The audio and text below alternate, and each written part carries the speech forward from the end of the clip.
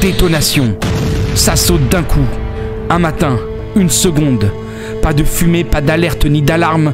Un truc explose à l'intérieur en une putain de vibration sourde qui te fissure la poitrine.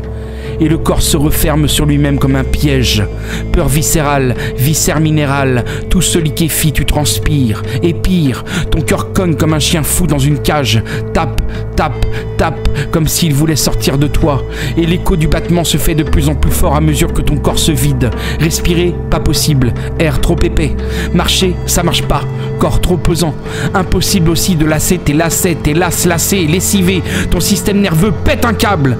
Tes pensées se frottent, s'arc-boutent, s'entre-déchirent. Et la seule vision qui t'obsède est celle d'un schlass déchirant tes artères. Tu regardes flou ton reflet fou dans le miroir. Au dehors, tout semble intact, mais dedans tout est brisé. Tu ne sais plus qui commande qui. Tes jambes sont deux geôles, tes mains engourdies. Chaque lumière est une gifle, chaque seconde une agression. T'as plus d'idées, t'as pas idée. Le réel te lacère la psyché. Tu t'écroules les coups dans le costume du quotidien. Tout lâche, le monde s'arrache. Tu te sens trop lâche. Tous les repères ont fondu et personne n'a rien vu. Solitude abyssale, tu l'as dans le cul. Les seules personnes qui peuvent comprendre sont celles qui l'ont vécu. Puis vient la chute, lente, sans cri, sans fond. Tout se dégrade, insidieusement. Fin du spectacle. Tu deviens spectateur de l'immobilité, d'un corps qui bouge mal, d'une bouche qui ne dit plus rien, d'un regard qui traverse le monde sans le heurter. Tu ne dors pas, mais tu ne vis pas non plus. Tu n'attends rien. Tout est beige. Tout est difficilement perceptible. La viscosité de l'instant s'étale comme une marée noire sur chaque chose. Comme si le monde entier était désormais recouvert d'un film plastique humide et tiède qui t'empêche d'en percevoir les reliefs. Comme si ton corps entier n'était plus qu'un sarcophage souple, une enveloppe molle que tu habites à peine. Tu regardes les autres parler, manger, rire, avancer, et tu ne peux t'empêcher de les observer comme on verrait les oiseaux depuis le fond d'un puits sans air, où l'on suffoque, sans bruit, un puits sec, profond, sans corde, verrouillé par une trappe dont tu as perdu le code, sans même pouvoir supplier, ni pleurer. Tu n'es pas triste, tu n'es pas en colère, tu es tari. Tu es l'absence de.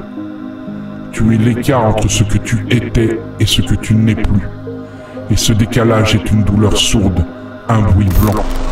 Une répétition sans fin de la fin de toi-même évaporée dans le passé. Tes pensées sont coincées dans des souvenirs vagues. Et là tu marches comme un automate. Tu vis comme un protocole. Tu respires par réflexe. Tu penses à la mort comme on pense au pain. Quotidiennement. Sans émotion. Tu la prépares. Se foutre en l'air devient l'unique projet. Ce que tu aimes deviennent des ombres, ne constitue plus aucune attache. Car l'obscurité est trop dense, l'amour est mort. Et ton cœur est devenu un muscle corrodé qui bat trop vite ou pas assez. Et pourtant, un jour, une lumière sans raison perce la bâche, fugace. Pas un miracle, pas un cri. Juste une infime absence de douleur et un petit quelque chose. Une sensation qui ressemble aux prémices d'un sentiment de retour. Un point d'encre fixe dans le vide qui semble vouloir écrire une nouvelle genèse. Ce n'est pas la joie ni l'amour, t'as juste moins mal, moins de poids, moins de murs. Un goût dans la bouche, un rayon sur la peau, un souvenir agréable. Et tu t'étonnes d'y être encore. Constate soudain qu'a disparu la porte de la mort. Tu fais ton café sans trembler. Tu vois que tu peux encore avancer. Tu acceptes que tu n'as pas guéri, mais que tu peux vivre avec. Tu ne redeviens pas l'ancien toi, non. Tu construis un nouveau totem, avec les débris, les cendres, les morceaux intacts que tu sauves et d'autres que tu recrées. Tu ne demandes plus pourquoi ça m'est arrivé, mais qu'est-ce qu'on fait maintenant? Et demain? Et ce simple changement d'axe devient ta lueur, puis devient feu.